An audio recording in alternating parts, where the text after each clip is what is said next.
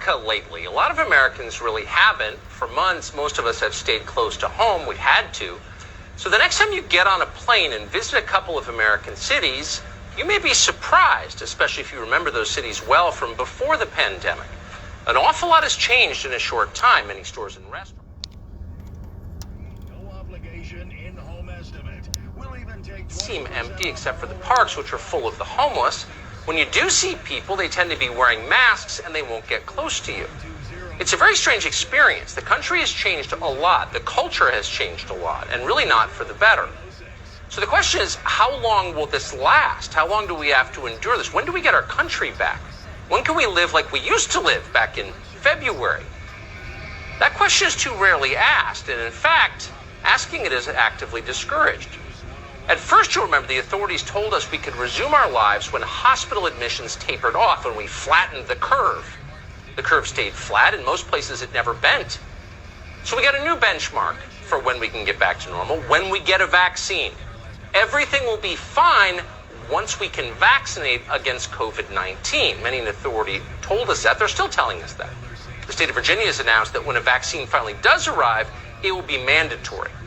Not all vaccines. Virginia will not require vaccines for hepatitis or HIV. They won't require a vaccine for meningitis either, despite the fact that meningitis kills a lot more, say, college students than coronavirus does. But once we get a corona vaccine, they're telling us, all will be well. But now they've changed that. Not true anymore. According to a new announcement from the World Health Organization, a vaccine, even if we get one, will not be the end of all of this. It will never end. You can get your injection, they'll make you get it, but you'll still be under arrest. The World Health Organization says that finding a vaccine is not the goal. Reordering society is the goal. Quote, we cannot go back to the way things were. That's a direct quote from the leader of the World Health Organization, Dr. Tedros, who, by the way, is not really a doctor. Because COVID-19 is not a public health crisis, really, or even a mere virus. According to Tedros, COVID-19 is, in fact, this may surprise you, COVID-19 is really about global warming. As he puts it, quote, the COVID-19 pandemic has given new impetus to the need to accelerate efforts to respond to climate change. Bet you didn't see that coming. Bill Gates did. He agrees with it wholeheartedly. Earlier this month, Gates posted an essay to his personal website, which you probably haven't seen, arguing that the lesson of the corona pandemic is that the rest of us will have to sacrifice even more to save the Earth from warming. Do I just wait for them to call me? Now, for people who are not billionaire global influencers, this is all pretty confusing. Quick, what does the coronavirus have to do with climate change? Well, for one thing, China caused both of them. That's the obvious link.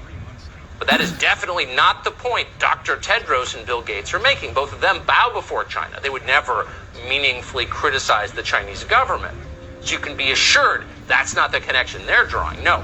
For Dr. Tedros and Bill Gates, pandemic and climate change share a very different connection. Both are useful pretexts for mass social control.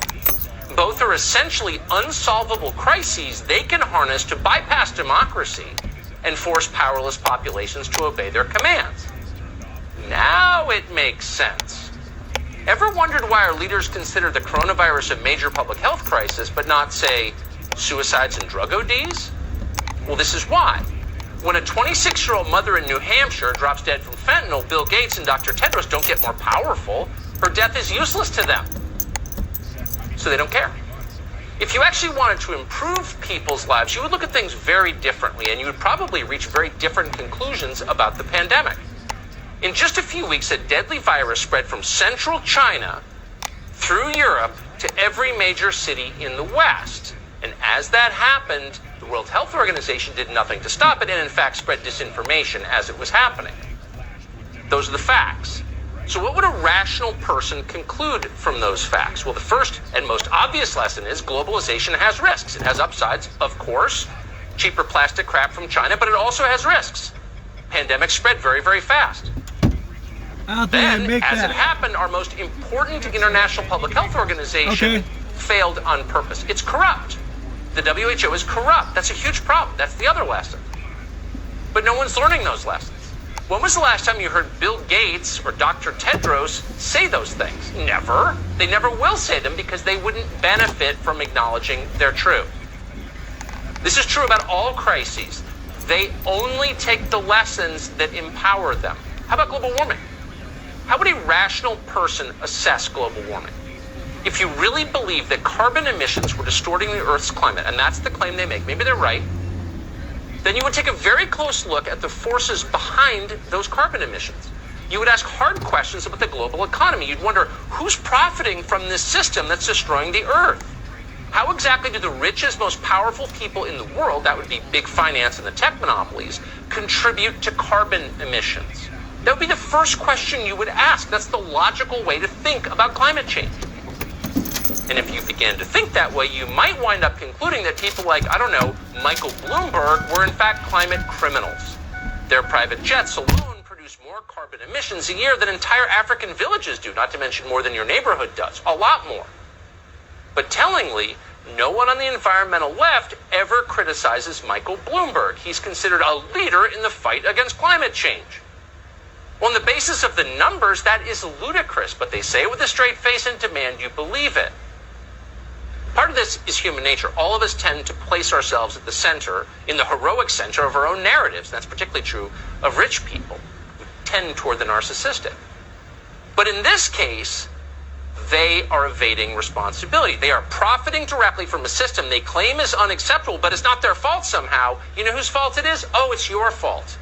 You're the one who's doing it. You're the one who's killing humanity. You're the one who must change. You've got too many kids. You drive a pickup truck. You forgot to wear your little mask. You're going to hell. Good luck with your bankruptcies and your opioid crisis and your broken lives, Middle America. We'll be at the Yellowstone Club having a drink. It's a scam. It's an obvious scam. Here's another data point for you that you won't see on television. Less than a month ago, on July 31st, the CDC, Centers for Disease Control in Atlanta, our primary public health organization, funded by the federal government, released guidelines to state health departments about patients infected with the coronavirus. How do you track the spread of this disease? In a footnote in the release, the CDC acknowledged that researchers lack evidence that, quote, masks offer any protection against coronavirus, any, at all. As health officials work to track the spread of the virus, the CDC suggested that they ignore whether or not people were wearing masks. In other words, wearing a mask may be completely irrelevant to the spread of the virus. Huh? So there is still no proof that masks protect us against COVID-19? That is apparently the conclusion the CDC reached. It's not something Trump tweeted. The CDC put that in a release to the states. It seems like a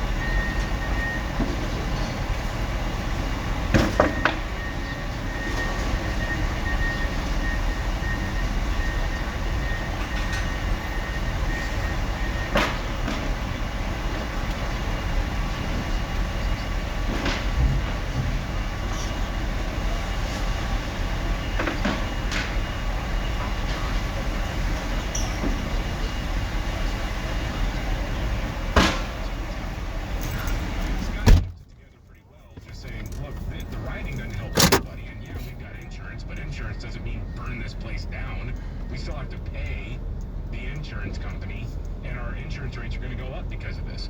Now, his mom, Linda, wound up just breaking down in tears over what happened. Yeah.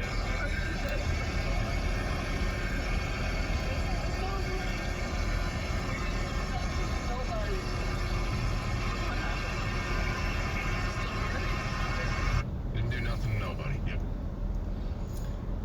Gosh. Meanwhile, Jacob Blake, his mom, I thought was very reasonable yesterday and said a lot of the right things yesterday during that press conference. You know, I was gripping when she came up to the microphone because the lawyer did all his lawyer stuff. Oh yeah, I mean like that, like he always does. And then his mom came up and like, oh, here we go again. And she did. It was thoughtful. It was genuine, and it was emotional. Yeah, she just lost her son. I mean, you know, he's not dead, but well, no, but I mean, like you're right. I mean, the use of his legs is paralyzed. I mean, this is a tough situation. Yeah, and I couldn't. You know, you can't read minds, but it almost seemed like the lawyer was not digging what she had to say. Oh no, of course not, because that's not his MO. I mean, right. Not even close. You need to have the outrage going, right? Right. And that wasn't it with her. If Jacob knew what was going on as far as that goes, the violence and the destruction, he would be very unpleased. So I'm really asking and encouraging everyone in Wisconsin and abroad to take a moment and examine your heart. What if the media heard that? Well, they heard it. They just dismissed it. Probably so. Back up maybe like a foot or two, so you can say Exactly what happened. As far as we know, was there any gun in that car? That seems to be a big deal, doesn't it? Yeah. I take it for what it's worth. Thank you. The lawyer says there wasn't one. But again, you're right, we need to wait for more details. They have a knife in his hand. Don't I assume so if they're saying knife. That's all. Why they're just making that up? Cops on the scene. Why they're just not telling the whole story as far as the media? Why were the cops there? What about the arrest warrant was out July 7th? Jacob Blake then tells as far as the story, that's the fourth confirmed story. And someone was making truck. Did anyone say that? No one said that. But it's an important part of the story when you have the media advancing this narrative of you just have this unarmed black man.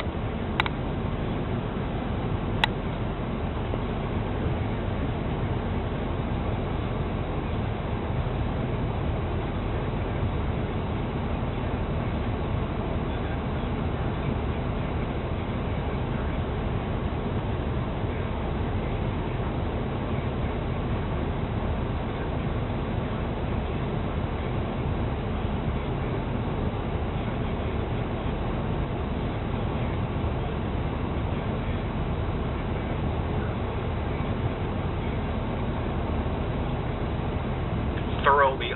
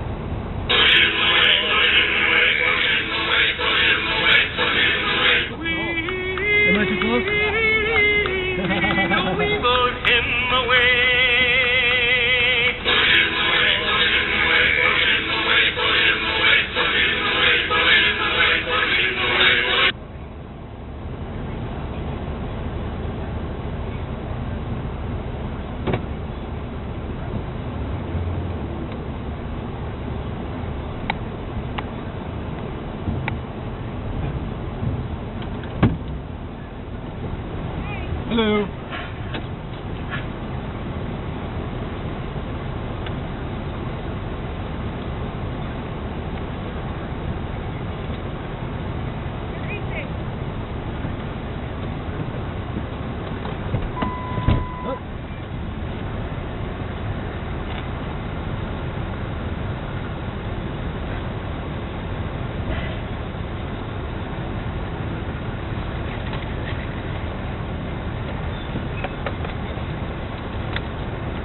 Hope I didn't throw my wallet away.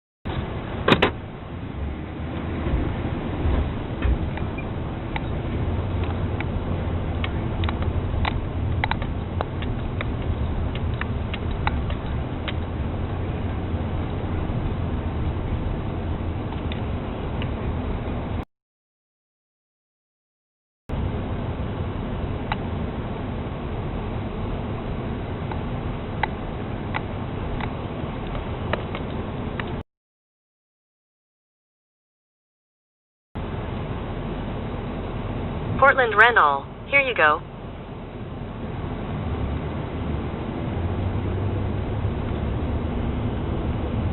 Head west on Northeast San Rafael Street toward Northeast 122nd Avenue. In 400 feet, turn left after Taco Bell on the left onto Northeast 122nd Avenue. Take the second left after Taco Bell on the left onto Northeast 122nd Avenue.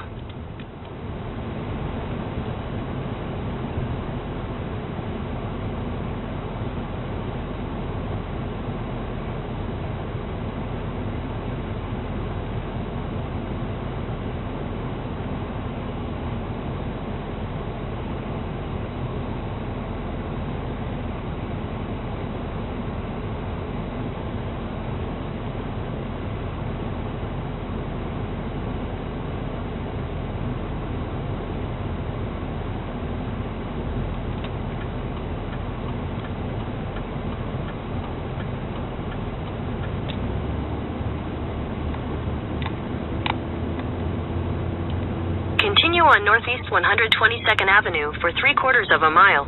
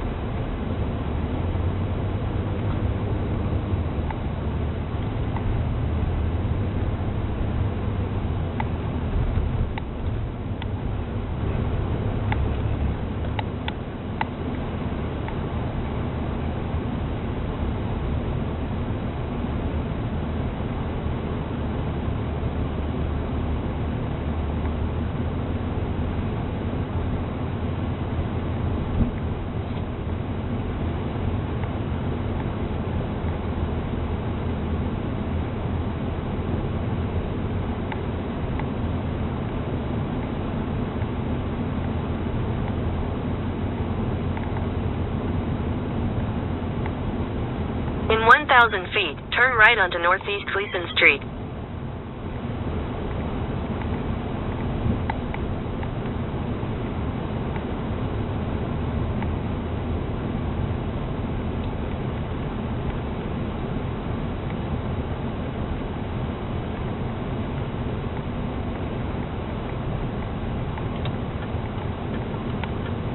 Take the next right onto Northeast Gleason Street.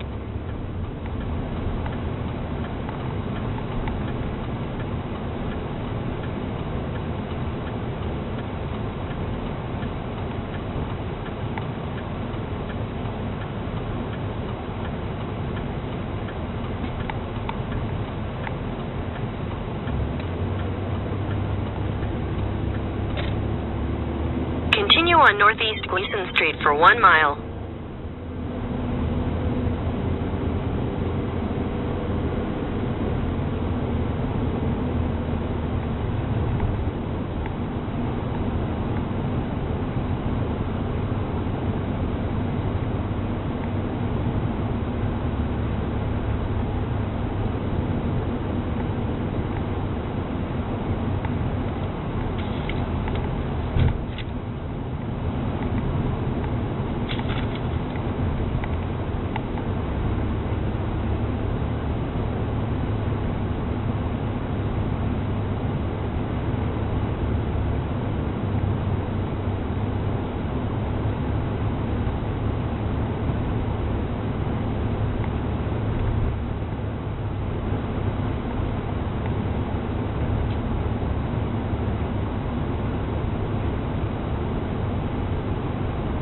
In a quarter mile, turn left onto Northeast 102nd Avenue.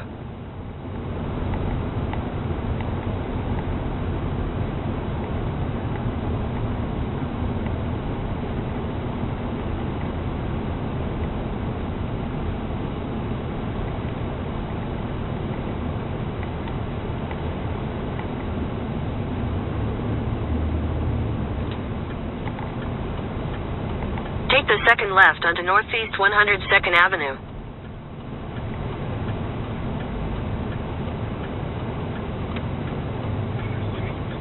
Now you can take just 2 delicious chews a day, anytime, anywhere, to get the blood pressure support you need and the energy you want. Do what I did and support your heart health with delicious Super Beets Chews. Get your Super Beets Chews today at getsuperbeets.com/MBCR. And when you buy 2 bags, they'll throw in the third for free. That's getsuperbeets.com/MBCR to get a free bag of Super Beets soft chews when you purchase 2. If you knew there was an energy shot that also helped you lose weight, would you try it? Real Ketones Keto Energy Shots give you sustained energy without the sugar, jitters, or crash.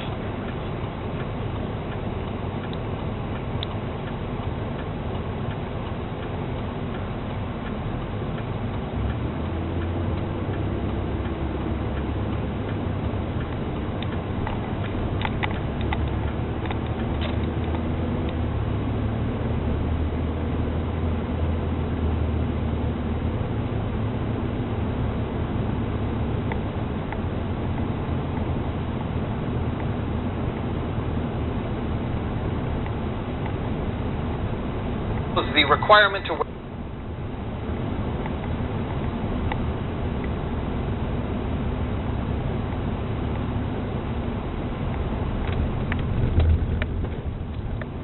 In 1,000 feet, turn right onto Southeast Stark Street.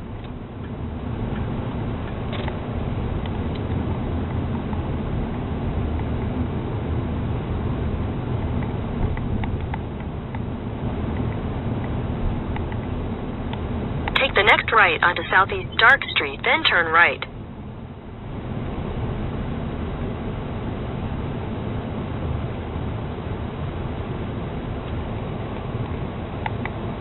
wear masks. And speaking of wearing masks, why is it that one U.S. presidential candidate says he will create a mask mandate if he's elected? Wouldn't that mean that we'll all be wearing masks well into 2021? I'm Ben Swan, and this is Truth in Media.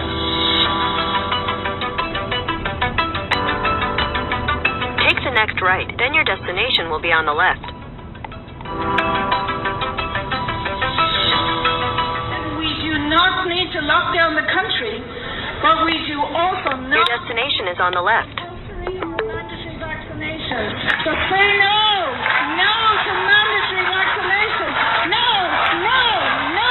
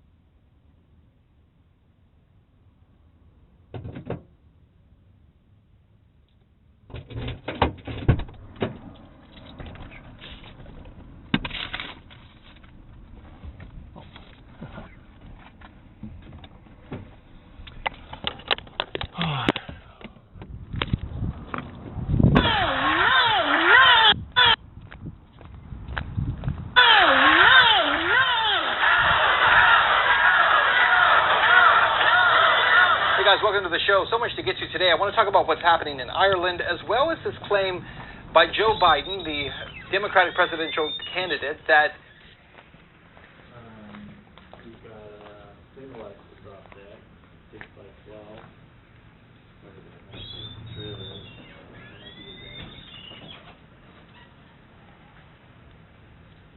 Go ahead and let's take care of him. I gotta make a call. Okay, I gotta okay that before I do. Where do I pick up the come along at? He's bringing it out to you there, partner. Yep. Just making sure I wasn't confused. Got that 3-ton come along going out, please. Great. Let me get you set up here. Alrighty. Luckily, you just fell out my seat. Oh, Silly.